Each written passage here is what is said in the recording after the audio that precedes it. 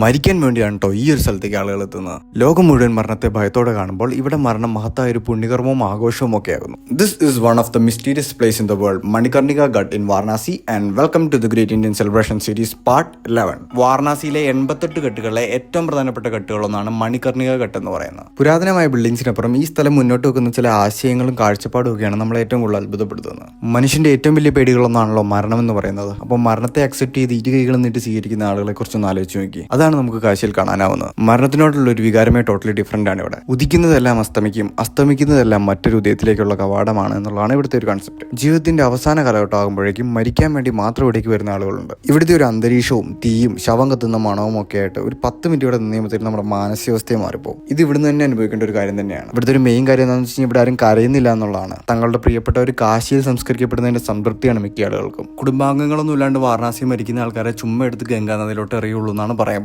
ഇവിടുന്ന് മടങ്ങുമ്പോൾ എനിക്ക് തോന്നിയ ഒരു കാര്യം എന്താണെന്ന് വെച്ച് കഴിഞ്ഞാൽ മരണാനന്തര ജീവിതത്തിന് വേണ്ടിയല്ല നമ്മൾ ജീവിക്കേണ്ടത്, മരണത്തിന് മുൻപുള്ള ഒരു ജീവിതത്തിന് വേണ്ടിയാണ്. നിങ്ങളുടെ അഭിപ്രായങ്ങൾ കമന്റ് ചെയ്യുക. And see you next video.